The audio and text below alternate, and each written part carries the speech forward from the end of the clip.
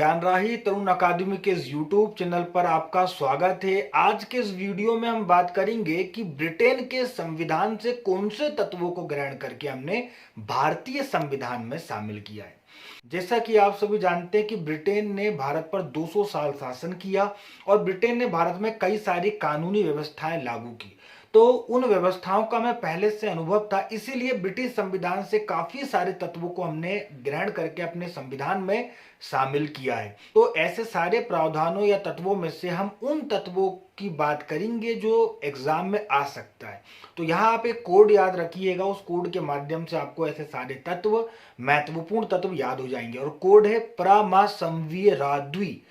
Code कठिन लगेगा लेकिन सारे तत्व इसमें कवर हो जाएंगे, तो अच्छे से याद कर लीजिए एक बार।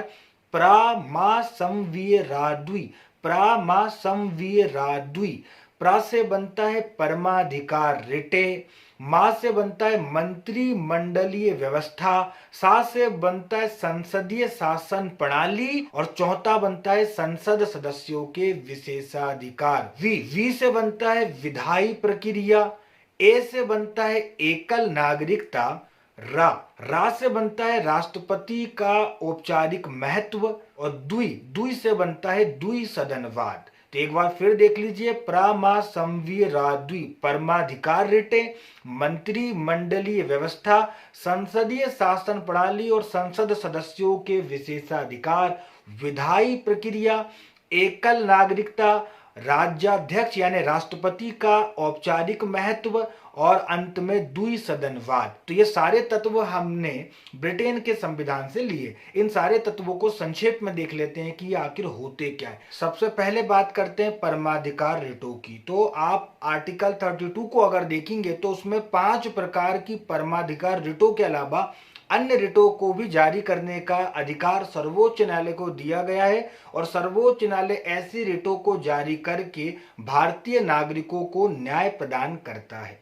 तो परमाधिकार रिटें न्यायपालिका के द्वारा जारी की जाने वाली एक प्रकार की अधिकार रिटें हैं। इसके बाद बात करते हैं मंत्रिमंडलीय प्रणाली की। तो ये जो मंत्रिमंडलीय प्रणाली होती है जिसके अंतर्गत मंत्रियों के 3 स्तर भारत में बनाए गए हैं। पहला है कैबिनेट मंत्री, दूसरा है राज्य मंत्री और तीसरा है उप मंत्री। राज्य मंत्री की भी 2 कैटेगरी होती है, एक वे राज्य मंत्री जिन्हें स्वतंत्र प्रभार अपने मंत्रालय का दिया जाता है और दूसरा वे राज्य मंत्री जिन्हें स्वतंत्र प्रभार नहीं दिया जाता। तो ये जो मंत्रिमंडलीय व्यवस्था है ये भी हमने ब्रिटेन के संविधान से ग्रहण किए हैं।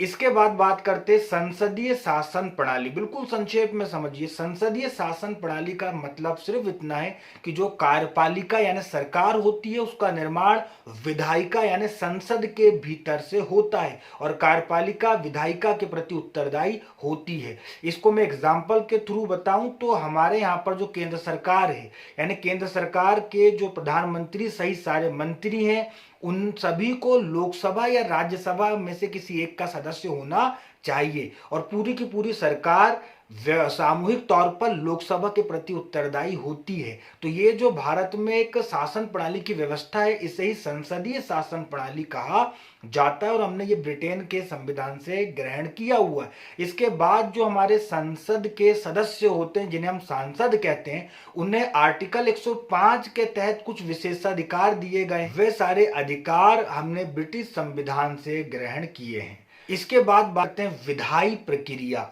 विधायी प्रक्रिया एक ऐसी प्रक्रिया है जिसका पालन करके भारत में कानून या विधि को बनाया जाता है। तो ऐसी प्रक्रिया जिसका पालन करके हम भारत में विधि का निर्माण करते हैं वे विधायी प्रक्रिया कहलाती है। वह भी हमने ब्रिटेन के संविधान से ग्रहण किए। इसके बाद बात करते हैं एकल नागरिकता। तो याद रखें भारतीय संविधान में एकल नागरिकता के प्रावधान को अपनाया जाता है। एकल नागरिकता हम 2 स्तर पे देख सकते हैं। पहला कि भारत का नागरिक केवल भारत का नागरिक होता है, वह किसी अन्य देश का नागरिक नहीं हो सकता। जैसे ही वो किसी अन्य देश की नागरिकता ग्रहण करेगा तो भारतीय नागरिकता स्वतः ही समाप्त हो जाएगी। दूसरा स्तर यह है कि भारत का नागरिक केवल भारत का नागरिक होता है, वह किसी राज्य यानी मध्य प्रदेश छत्तीसगढ़ का निवासी तो हो सकता है लेकिन वह उसका नागरिक नहीं होगा, वह केवल भारत का नागरिक होगा। तो यह होती है एकल नागरिकता जो हमने ब्रिटेन के संविधान से ली है।